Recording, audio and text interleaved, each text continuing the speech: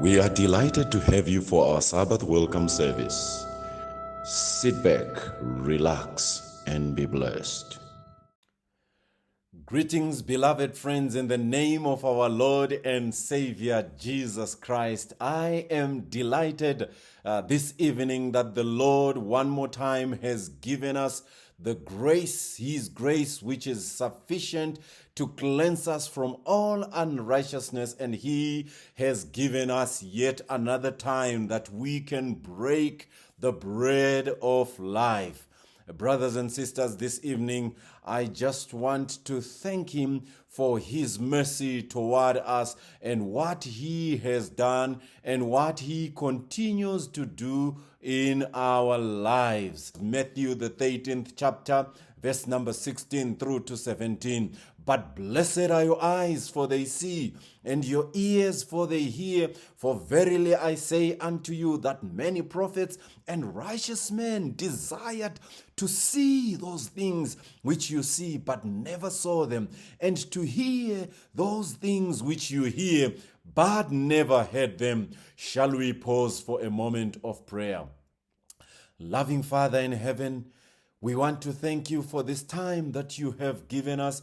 As we turn your holy pages, turn our hearts towards thee, so that we may be inspired by your holy word. In Jesus' name, amen. Beloved friends, I've got me a book, and this book is called the Bible. It is the inspired word of God. Holy men of old were inspired by the Spirit to transcribe the language of heaven into the language of men that can be understood by mortals. And they wrote the words of God in the Bible. The Bible does not contain the word of God, but it is the word of God. And brothers and sisters, let us study this library of 66 books. Sin will definitely keep us from this book, but this book will keep us from sin. Let us study it carefully, for it is the only book that can help us to know that, behold, thou art made whole. Our subject this evening is entitled, Behold, thou art made whole.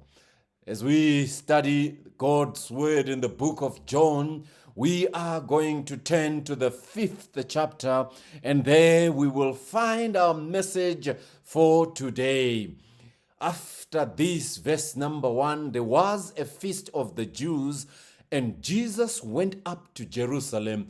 Now there is by Jerusalem, by the sheep market, a pool, which is called in the Hebrew tongue Bethesda, having 5 porches.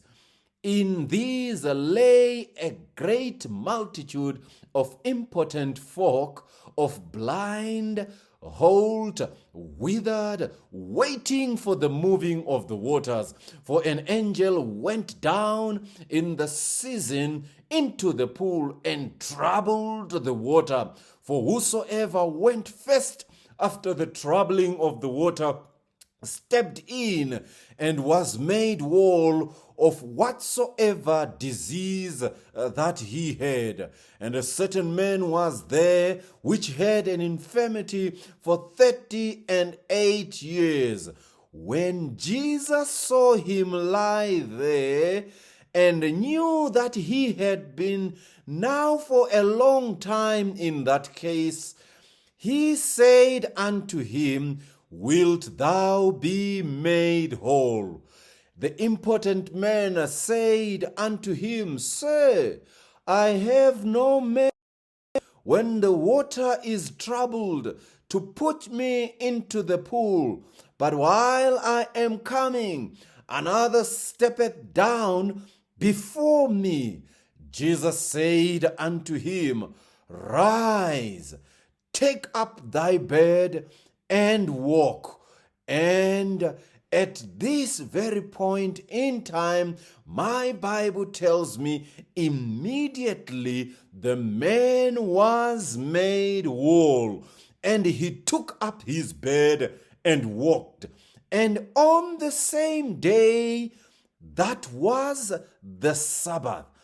And afterward, verse 14, Jesus findeth him in the temple and said unto him, Behold, thou art made whole. Sin no more, lest a worse thing come unto thee. May the Lord add a blessing to the reading of his holy word. The Bible tells us that when Jesus saw him lying down, he knew that he had been there for a long time. And then he asked him a question that is a bit of a problem. The question was, do you want to get well? Do you want to get well? Do you really want to get well? Jesus, I've got a question. Why do you ask this man, do you want to get well? Don't you see that he has been waiting for a long time by the pool? And so, how dare you ask this man, do you want to get well? I think this sounds familiar.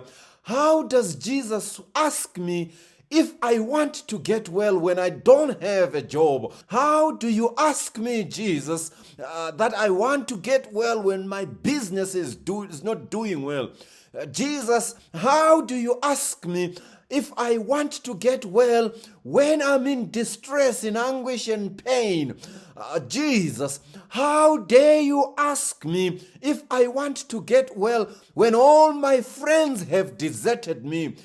Jesus, I'm asking, how do you ask me, how do you want to get well when my rent is not paid and my debts are overwhelming me? Oh, Jesus, how do you ask me when I'm wallowing in pain and anguish and misery and there is none to help me? Is that fair, Jesus? Why do you ask me? You see, Jesus' question was a calculated question. It was not asking this man whether he wanted to get well, because Jesus knew that this man wanted to get well. And it was clear that this man wanted to get well. Jesus was a careful investigator. He wanted to understand. By asking this question, Clark actually comments and says, Jesus desired to excite the faith of this person. He wanted to ignite some hope, a greater desire of being healed. He wished him to reflect on his miserable state, that he might be better prepared to receive a cure and to value it when it had come. So the impotent man related how terrible his situation was because he had no social support. In verse 7, he actually said, "Say, I have no man. I have no man to put me into the pool when the water is stirred." Others have got connections. When they go for the interview, it is just a formality. I don't have a man. You see, others have grew on the right side of town, and I grew on the wrong side of town. I have no man. You see, others have got it better because somebody places their recommendation letters, but I have no man. You see, somebody made a recommendation and that girl is married now. I have no man to recommend me. I don't have anyone to put my CV and place my resume. I have no man. The unavailability of others is exacerbating my pain. It is increasing. It is making it unbearable. I have have no man, oh Lord Jesus. Please help me. I am in poverty. I have no man. But then Jesus says, I don't worry about the issue that you don't have any man, but I'm grateful that you don't have to worry about this pool. There is the pool that has come. I have become your pool. Listen to my words right now. Take your bed and walk. Brothers and sisters, he says, this bed has been causing problems. Just grab the source of your problem and carry it as an emblem that you have been made whole. Behold, thou art made whole. You are carrying this bed. This bed is a testimony. Allow me to have an imaginative look into somebody's life in retrospect. In the noontide of your life, cotton balls in the blue sky of your mind decorated the brain with satisfaction. They inspired your thoughts into action, flinging the happy feelings into circulation and turning rejoicing into motion. You saw yourself getting to that desired heaven of your dreams. The pinnacle of your aspirations was not only visible, but it was reachable. But then you were there stuck when the winds blew, rustling the steady trees, bending them ceaselessly, threatening to break them. Like a legion of angry demons, the ruthless winds hammered the doors of your heart, leaving its desire foiled and its empire soiled.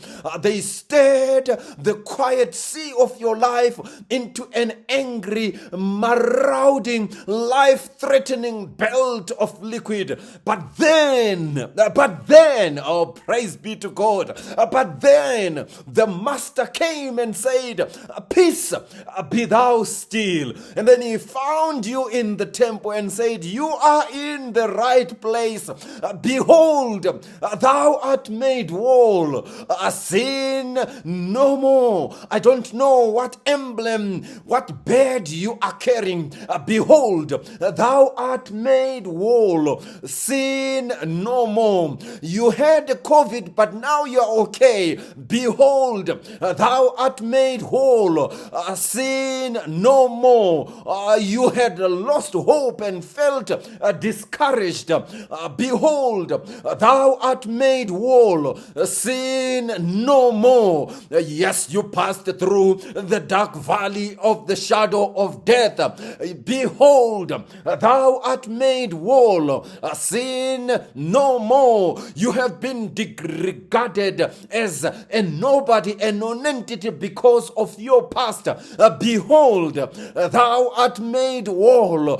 Sin no more. Your heart was weary, worn, and warped. Yes, behold, thou art made whole. Sin no more. Your relationship failed and you have been damned and almost duped. Behold, thou art made whole. Sin no more. Your story was heart-wrenching. You couldn't cope with the negativism that was associated with its trending. Behold, thou art made whole. Sin no more. Remember, there was a time when you felt like throwing in the towel, for you had had enough. Behold, thou art made whole. Sin no more. Can I talk to your heart, if you will? Behold, thou art made whole. Sin no more. His joy is desirable. His promises are believable. His love is immeasurable. His solutions are inconceivable. His ways are applicable. He is always available. When you called him, he was reachable. So he has turned my problems into prospects, my crying into creation, my pain into purposes, my trials into triumphs. I will always depend upon him, for he is dependable. I will rely upon him, for he is reliable. When my hope is crushed, I will offer myself to Jesus. He is the answer to everything. Behold, I am made whole. Brought to you by Shunem K. Don't forget to subscribe and click the notification button.